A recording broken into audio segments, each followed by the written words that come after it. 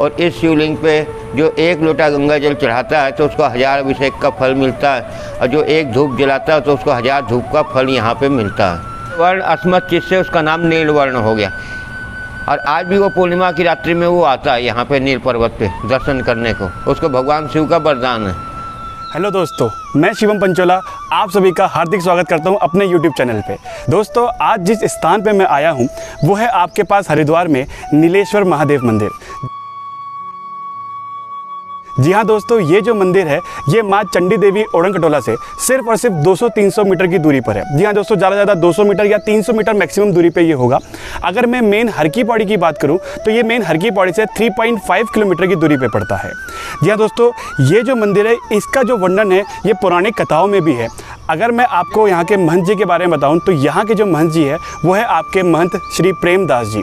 जी हाँ दोस्तों, वो आपके नीलेश्वर महादेव और साथ ही साथ जो आपके माँ चंडी देवी ओडंकटोला के साइड में ही गौरी शंकर मंदिर है वो दोनों जगह के ही महंत है। जी हाँ दोस्तों, मैं बात कर रहा हूँ महंत श्री प्रेमदास जी की।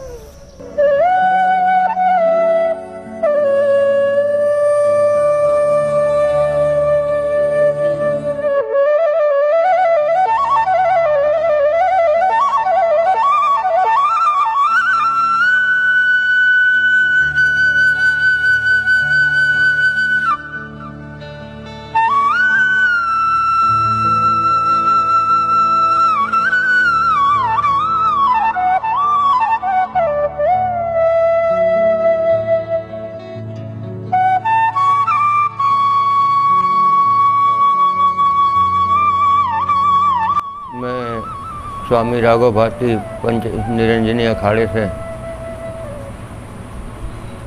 ये जो आप सामने देख रहे हैं ये नील पर्वत है पूरा।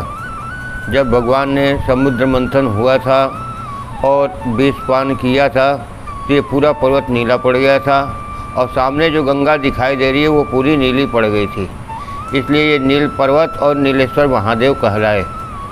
जब भगवान शिव का विवाह हुआ था तो नीचे यहाँ से गौरी शंकर मंदिर है तलहटी में नीचे में, तो जनवासे में यहीं पे बारात रुकी थी शिव जी की, जो नीचे जनवासा कहलाता गौरी शंकर में।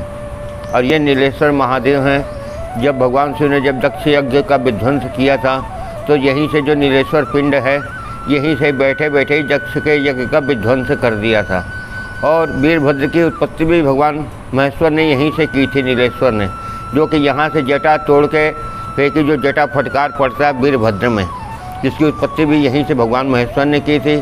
और विष पान करने के बाद भगवान महेश्वर यहीं से फिर नीलकंठ चले गए थे, जहाँ पे जाके विश्राम किए थे। इस नीलेश्वर महादेव के शिवलिंग में दर्शन करेंगे तो टूटा फूटा इसलिए है क्योंकि औरंगजेब के शासनकाल यवन शासनकाल में जब प्रवेश किए थे तो सारे मंदिरों को विध्वंस कर दिया था 15 सदी और 16वीं सदी के शासनकाल के। तो यहाँ पे भी औरंगजेब आया था तो उनके सैनिकों ने यहाँ के मंदिर के विग्रह को सब तोड़ दिया था। तो ये शिवलिंग को तोड़ने के लिए आए थे, तो बाणों से और भालों से बर्छियों से वार किए थे।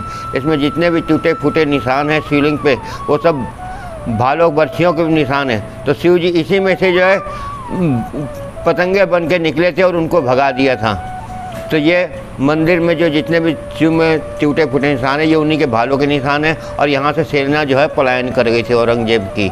और इस शिवलिंग पे जो एक लोटा गंगा जल चढ़ाता है तो उसको 1000 अभिषेक का फल मिलता है, और जो एक धूप जलाता है तो उसको 1000 धूप का फल यहाँ पे मिलता है। इसका वर्णन स्कंद पुराण के अंदर में आपको माहेश्वर खंड के केदार खंड में इसका मिलेगा और शिव पुराण में इसका वर्णन मिलेगा। और एक कथा इसमें ये भी आती है स्कंद पुराण में कि उज्जैन नगर से एक ब्राह्मण विप्र था, वो सारे दुर्गुणों का स्वामी था। तो उसमें ऐसे कोई भी दुर्गुण नहीं थे जो उसके अंदर ना हो। वो अपने मित्र साथियों के साथ जैसे उसकी बुद्धि थी वैसे उसके मित्र भी दुष्ट थे। तो आ गया इस हरिद्वार के मायापुर क्षेत्र में। मायापुर के क्षेत्र में आया तो वहाँ ब्राह्मणों का क्या से सत्संग और कथा चल रही थी। उस कथा के अंदर में जो कथा हो रही थी वो उसी की कथा से चल रही थी। अब उसे पता नहीं था कि उसके कितने जन्म हो चुके कथा में। अब वो तो ये सोचा कि मैं ही ब्राह्मण, ये मेरी ही कथा बोल रहे हैं। तो उसमें जो वो सोचा था वही कथा वो उसमें चल रही थी। तो उसको बड़ी आत्मग्लानि हुई। तो उन्होंने ब्राह्मणों से बोला भाई मैं तो यहाँ पे आया था चोरी करने के लिए, लेकिन आपने जो मेरी बात मन की बताई इसलिए आप मुझे कोई उपाय बताएं। तो विप्र ब्राह्मण ने बोला, भाई तुम्हारे मन में जो ग्लानि हुई है इसका प्रायश्चित करने का भाव तुम्हारे अंदर भगवान शिव ने दिया है। अतः तुम यहाँ से गंगा के पार नीलेश्वर महादेव में चले जाओ और वहाँ पर रह के शिव की साधना करो, उससे तुम्हारा मन निर्मल हो जाएगा और तुम भगवान शिव के दर्शन प्राप्त करोगे। तो वो यहाँ पे आया था और उसने क्या से तपस्या की, तपस्या करके बिल्व के आहार करके बेल पत्र खा के उसने आहार किया था।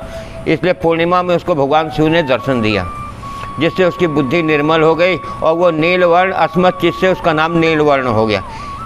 और आज भी वो पूर्णिमा की रात्रि में वो आता है यहाँ पे नील पर्वत पे दर्शन करने को, उसको भगवान शिव का वरदान है। होप सो दोस्तों आपको ये वीडियो देख के अच्छा लगा होगा। अगर आपको ये वीडियो देख के अच्छा लगा है तो प्लीज़ वीडियो को लाइक करना ना भूलें। अगर आप मेरे चैनल पर नए हैं और आपने अभी तक मेरे चैनल को सब्सक्राइब नहीं किया है तो जल्दी से इस चैनल को सब्सक्राइब करें, क्योंकि मैं आने वाले समय में आप सभी के लिए नए नए स्थान, नई नई डेस्टिनेशंस, वहाँ के होटल्स और जितने भी साइट सीन्स होते हैं और फूड सब कवर करने वाला हूँ। तब तक के लिए टेक केयर, बाय बाय।